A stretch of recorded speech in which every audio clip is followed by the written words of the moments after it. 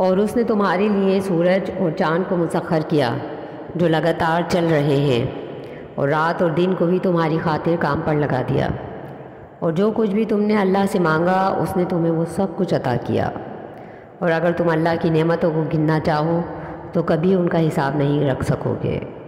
بے شک انسان تو ہے ہی بے انصاف اور ناشرا۔ ان آیات میں غور کرنے سے پتہ چلتا ہے کہ اللہ تعالیٰ نے اپنی متعدد نعمتوں میں سے ایک نعمت خاص طور پر ذکر فرمائی، اور وہ ہے دن اور رات۔ اسے اللہ نے انسانوں کے لیے مسخر کیا، اور دن اور رات ہی در حقیقت وقت ہیں۔ جو انسان کی زندگی دن اور رات پر مشتمل اسی وقت کا نام ہے۔ اس سے ثابت ہوا کہ وقت اللہ کی بہت بڑی نعمت ہے جس کی ہم میں سے بہت سے لوگ کرتے اور اسے فضول کاموں میں ضائع کر دیتے ہیں، جبکہ اللہ نے دن اور رات پر مشتمل وقت کی اہمیت کو واضح کرنے کے لیے قسم کھاتے ہوئے فرمایا وَاللَّيْلِ إِذَا يَغْشَىٰ وَالنَّهَارِ إِذَا تَجَلَّىٰ۔ سورۃ اللیل۔ رات کی قسم جب وہ چھا جائے، اور دن کی قسم جب وہ روشن ہو جائے۔ اسی طرح دن کی بعض خاص ساعات کی قسم کھا کر اللہ نے اس کی اہمیت کو واضح کر دیا۔ چنانچہ فجر کے قسم کھاتے ہوئے فرمایا والفجر، فجر کی قسم ہے، اور چاشت کے وقت کی قسم کھاتے ہوئے فرمایا والضحیٰ، چاشت کے وقت کی قسم ہے۔ عصر کے وقت کی قسم کھاتے ہوئے فرمایا والعصر، عصر کی قسم ہے۔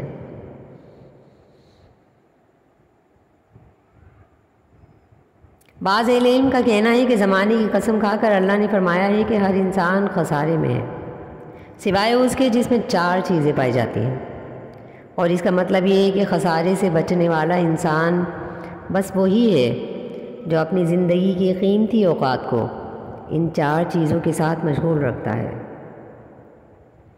اور وہ 4 چیزیں ہیں ایمان، عمل صالح، دعوت الی اللہ اور صبر۔ عبداللہ بن عباس رضی اللہ عنہ بیان کرتے ہیں کہ نبی صلی اللہ علیہ وسلم نے ارشاد فرمایا 2 نعمتیں ایسی ہیں کہ جن میں بہت سارے لوگ گھاٹے میں رہتے ہیں، اور وہ ہے صحت اور فراغت، بخاری۔ یعنی زیادہ تر لوگ یہ 2 نعمتیں پا کر بھی ان سے فائدہ نہیں اٹھاتے اور انہیں ضائع کر کے گھاٹے میں رہتے ہیں۔ اس سے ثابت ہوتا ہے کہ ان 2 نعمتوں سے فائدہ اٹھانے والے لوگ کم ہی ہیں۔ زیادہ تر لوگ صحت و تندرستی جیسی عظیم نعمت کی قدر نہیں کرتے اور اپنے فارغ اوقات کو مختلف امور میں ضائع کر دیتے ہیں۔ سیف الیمانی رحمۃ اللہ علیہ کہتے ہیں کہ بندے سے اللہ کے اعراض کی علامات میں سے ایک علامت یہ ہے کہ وہ اسے اس چیز میں مشغول کر دے جو اس کے لیے نفع بخش نہ ہو۔ چنانچہ بعض لوگ اپنے دوستوں کے ساتھ گھوم پھر کر یا ان کے ساتھ محفلیں منعقد کر کے اپنا فارغ وقت برباد کر دیتے ہیں۔ ایسے لوگوں کو یہ بات یاد رکھنی چاہیے کہ وہ اپنے قیمتی اوقات کو جن دوستوں کی وجہ سے برباد کرتے ہیں، ان کی دوستی قیامت کے روز ان کے لیے شدید پچھتاوے اور حسر و ندامت کا باعث بن جائے گی۔ اللہ تعالیٰ فرماتے ہیں اس دن ظالم اپنے ہاتھوں کو چبا چبا کر کہے گا کاش میں نے رسول اللہ صلی اللہ علیہ وسلم کے ساتھ ہی اپنی روش اختیار کی ہوتی، ہائے افسوس، کاش میں نے فلاں شخص کو اپنا دوست نہ بنایا ہوتا، اس نے تو میرے پاس نصیحت آ جانے کے بعد مجھے ورغلا دیا۔ برے دوستوں کی وجہ سے بندہ بہت زیادہ نقصان اٹھاتا ہے اور ان کی یاری اور دوستی کی وجہ سے اپنی زندگی کا ایک بڑا حصہ گنوا دیتا ہے۔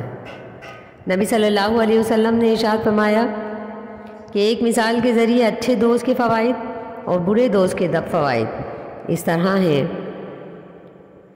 اچھے اور برے ساتھی کی مثال عطر فروش اور بھٹی دھونکنے والے انسان کی طرح ہے۔